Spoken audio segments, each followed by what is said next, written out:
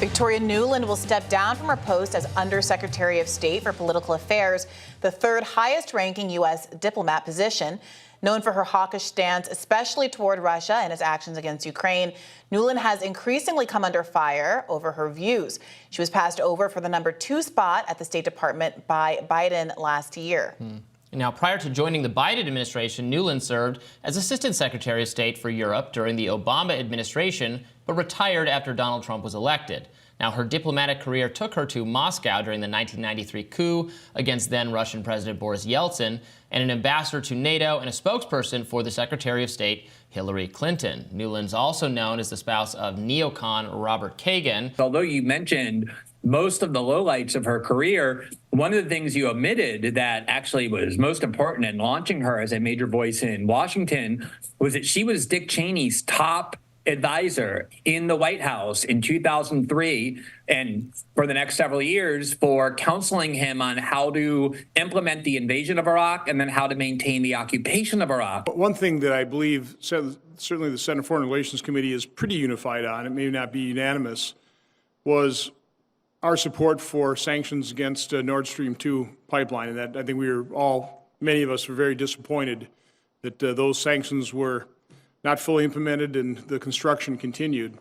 I can't think of a more powerful way to punish Russian aggression than by rolling back what progress has been made and, if at all possible, prevent the Nord Stream 2 from ever being completed.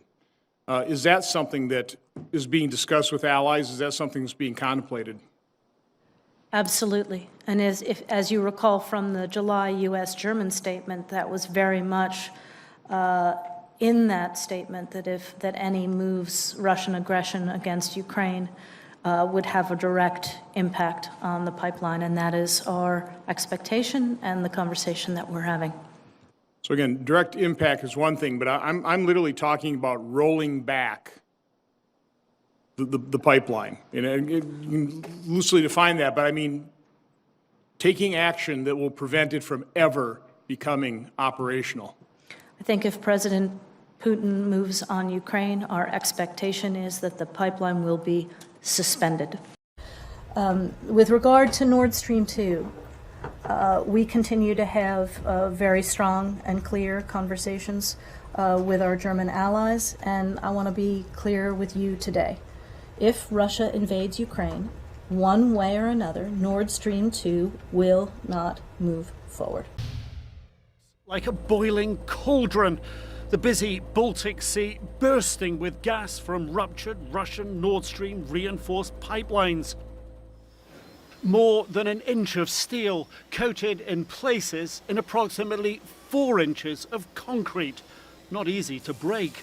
These pipelines are only in about 200 feet or so of water, and Russia does have an undersea capability that would easily lay explosive devices by those pipelines. Denmark's foreign minister uncharacteristically cautious about Russian ships seen in the area days prior. I don't want to go into speculation. Unity among allies about not blaming Russia without evidence. We're not going to get ahead of the investigation. Danish and German warships deployed to secure the area.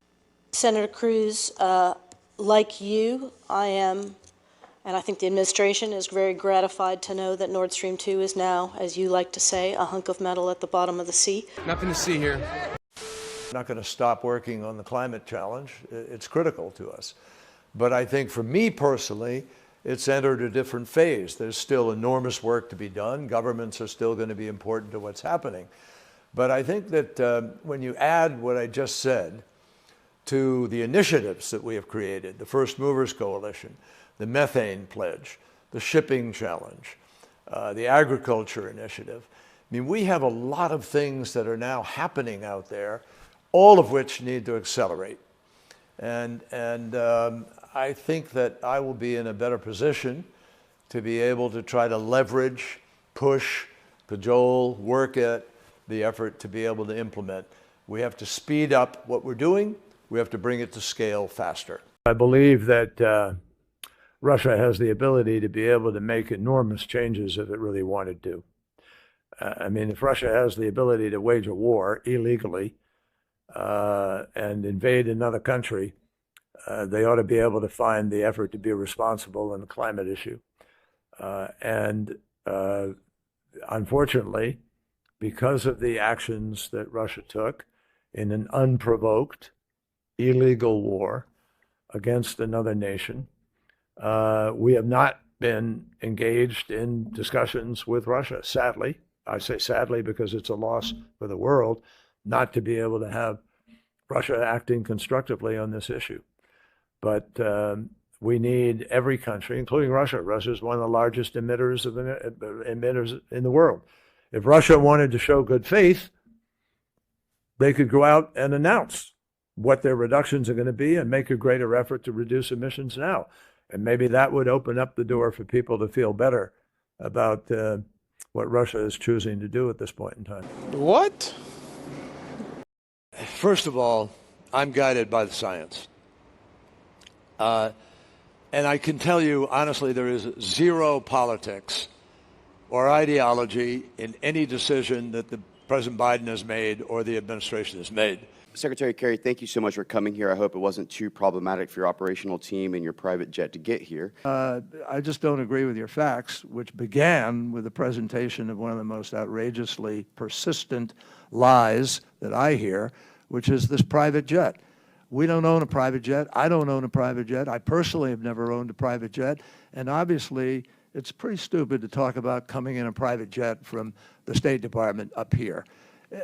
Just honestly, if that's where you want to go, go there. Federal data revealing that since the president took office, Kerry's private family jet has made a total of 48 trips, lasting more than 60 hours, emitting more than 300 metric tons of carbon dioxide. The New York Post says under the terms of the Paris Agreement, which they all bow down to, which seeks to keep global warming well below 2 degrees Celsius, a person's annual carbon footprint should be 2.1 tons a year. So just his jet is 150 times that. On that issue, pollution, I understand that you came here with a private jet. Is that an environmental way to travel?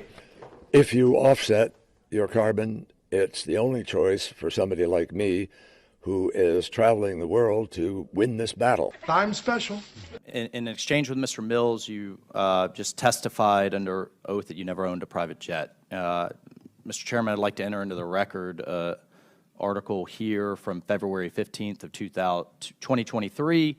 The John Kerry family private jet was sold shortly after accusations of climate hypocrisy. Mr. Secretary, do you stand by that testimony that you've never owned or I personally, your family? Your family? Personally, yes. My wife owned a plane and she sold the plane. You flew on that plane? Not in a number of years, but I have flown on it, and sure. This article is not then inaccurate, that your family owned a plane, you flew on a plane. My wife owned here's the plane. Here's the issue. Yeah. This isn't some kind of partisan gotcha.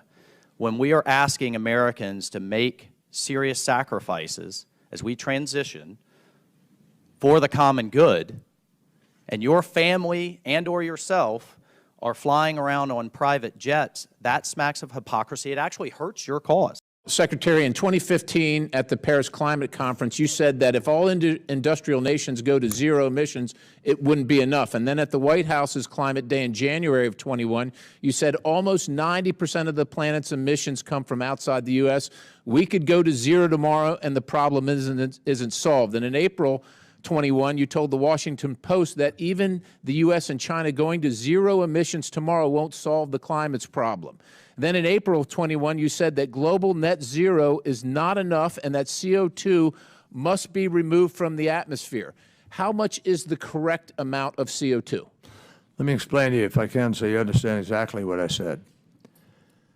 It's close, but it's not quite exactly what I was saying. Can you just tell me what the correct amount is? Let me tell you what I'm saying. I'm going to tell you what the correct. Here's how it works. Because we have put, I'd forget the exact number of tons, millions of tons of CO2 and other greenhouse gases are now in the atmosphere. They're there. And every day we're adding more. And so every day the heat is going up and we have to figure out how we're going to, tame the monster here. The only way to do that is to reduce emissions on an ongoing basis to get control on the current level of emissions that we have created. But then But to what actually is the correct, suck. Sir, you're with all gonna due have to- respect, you've been through Let me this just before. finish. What is the correct amount? I don't want to spend a bunch of time about a history lesson about things that people don't care about. Well, it changes every day. I can't tell you the exactly correct what amount it's change in the. there? Yes, it does. So, Because we're- Secretary, you probably know that for approximately 200 million years, what's the parts per million now? About 400, right? Can we it's agree on over that? 400. All right. It's about, for about 200 million years, 2,000 parts per million. Did Mother Nature get it wrong for 200 million years? Here's the difference, Congressman.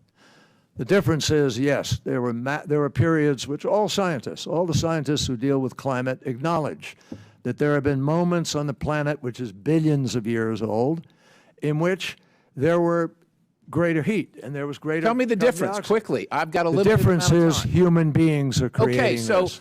That's the difference. So human beings are We are about creating 300,000 years old, but during these periods of time where it was 2,000 parts per million, life existed. As a matter of fact, we're in not one people, of the lowest not periods. human Mr. beings walking Secretary, around. We're in No. one of the lowest periods of carbon in the atmosphere in not only recorded history, in the history of life existing on the planet. In December of 2022, you told the Washington Post we need to remove 1.6 trillion tons of carbon dioxide from the atmosphere via direct air capture. The cost for that is about $1,000 per ton, or $1.6 quadrillion.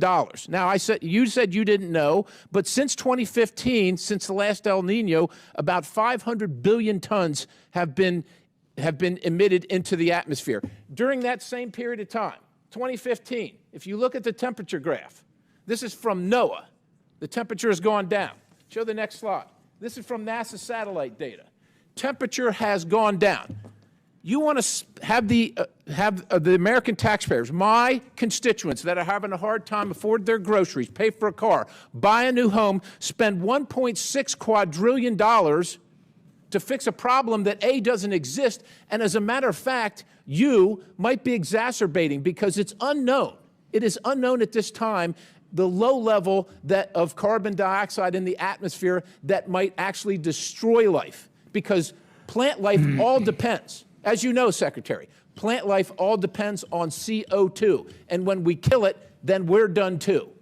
I yield the balance. Congressman, let me just say that I don't agree with what you're saying out there for any number of reasons. I don't have time to go into all of them now, but I'll just tell you point blank that the difference between the periods you're looking at in terms of heat, et cetera, and human input is night and day, number one. Number two, why do you think 195 countries in the world, their prime ministers, their presidents? Because they're grifting like you are, sir. That's a pretty shocking statement, that you believe that all the scientists in the world are grifters, honestly. Not all scientists agree with you, Mr. Secretary. 98% of all the scientists in the world. Science isn't about agreement. It's not about consensus. You know that. In 5 years, scientists predict we will have the first ice-free Arctic summer. That exposes more ocean to sunlight. Ocean is dark. It consumes more of the heat from the sunlight, which then accelerates the rate of the melting and warming, rather than the ice sheet and the snow that used to reflect it back up into the atmosphere. Well, thank you for the opportunity to hang myself.